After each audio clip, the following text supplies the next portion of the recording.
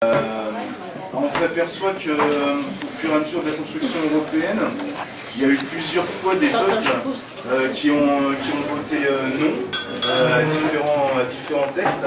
Et à chaque fois, on leur a resservi sous une autre forme. Donc ça a été le cas sur le traité de Maastricht, qui avait été refusé par les Danois, et auquel on a demandé de revoter un an après. Et puis c'est le cas actuellement donc, sur le traité actuel de Lisbonne, qui a été refusé par l'Irlande, et les Irlandais vont être amenés à revoter sur ce traité. Donc je crois que la date n'est pas encore prévue. Donc on va commencer donc, par ce film de Suzanne Kurosi, donc de 95. Tu veux dire deux mots? 2005. 2005.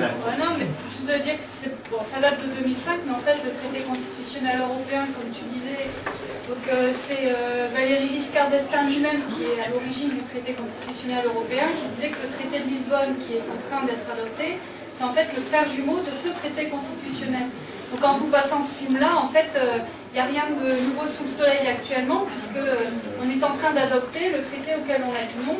Et ça nous semblait intéressant de passer ce film-là et de partir du traité constitutionnel, parce qu'en fait la crise actuelle, la crise globale, elle a accentué les impasses de l'Europe actuelle, et en même temps, les traités actuels l'empêchent de répondre à cette crise globale. Et non seulement ça, mais les traités européens font que l'Europe est une des responsables de la crise globale actuelle. En tout cas, c'est l'avis qu'on partage à Attaque et auquel on pourra, à partir duquel on pourra débattre ce soir. Donc on regarde le film et on se retrouve après.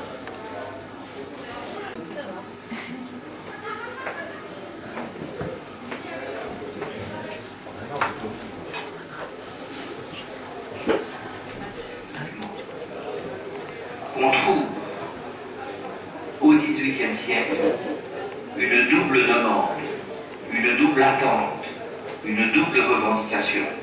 D'une part, les libertés individuelles, et nous avons la Déclaration des droits de l'homme et du citoyen,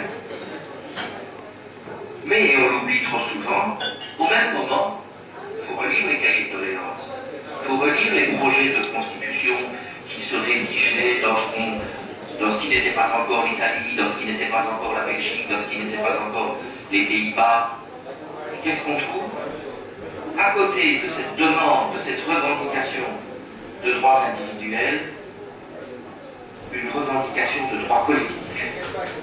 J'ai trouvé dans des textes, évidemment écrits dans le langage de l'époque, pas avec les mots d'aujourd'hui, même si je vais utiliser les mots d'aujourd'hui, mais ce qu'on pourrait dire là, une demande du droit au logement.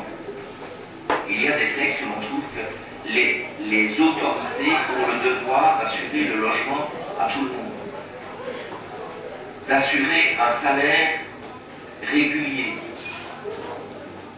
d'assurer ce qu'on appellerait aujourd'hui la couverture des soins de santé, des droits collectifs qui manifestent la volonté dans une société d'organiser la solidarité. Mais pour moi, c'est ça l'Europe. C'est cette volonté qui s'est manifestée, qui n'a pas cessé de se manifester depuis plus de 200 ans, pour essayer de construire un modèle de société où, dans la liberté, il y a la solidarité. Les citoyens qui ont créé les États-Unis ont choisi, eux, un système où c'est la liberté, toute la liberté et rien que la liberté, jusqu'à l'absurde, j'ai envie de dire, quand on pense par exemple au port des armes. C'est leur choix. Ce n'est pas le nôtre. Ce n'est pas ce que, à travers des luttes sociales, à travers des luttes politiques, depuis plus de 200 ans, on a essayé de construire.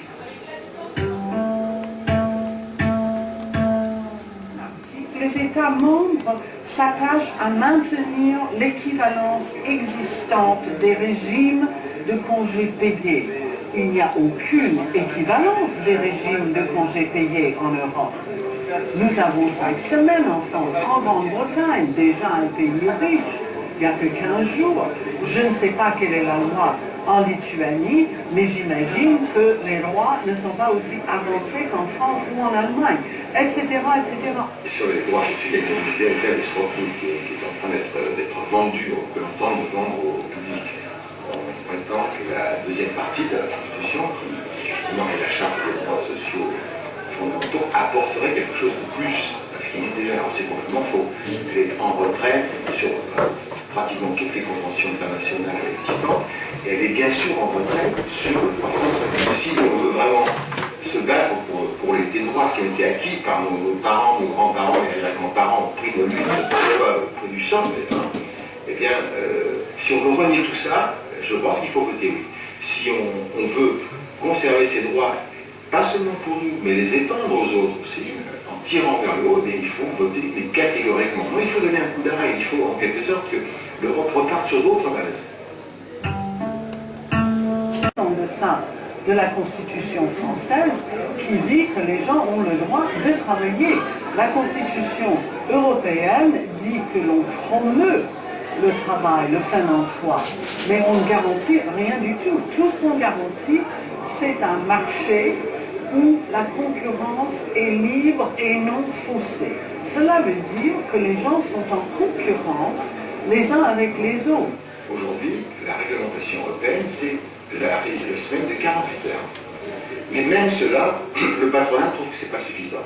Donc il y a une directive presque aussi scélérate que la directive Bolkestein qui prévoit de passer de la semaine de 48 heures à la semaine de 65 heures. Vous voyez, on est en train de revenir carrément au 19e siècle. Donc je conseille à tous ceux qui nous regardent et qui souhaitent une semaine de 65 heures de voter oui. Vieille question qui remonte au temps des Romains, à qui le crime profite? À qui profite ce texte? Qui le voulait et qui le soutient le plus aujourd'hui? Ben, au niveau français, ça s'appelle le MEDEF. Au niveau européen, ça s'appelle l'UNICE. L'UNICE, c'est le MEDEF au niveau européen. C'est-à-dire le patronat.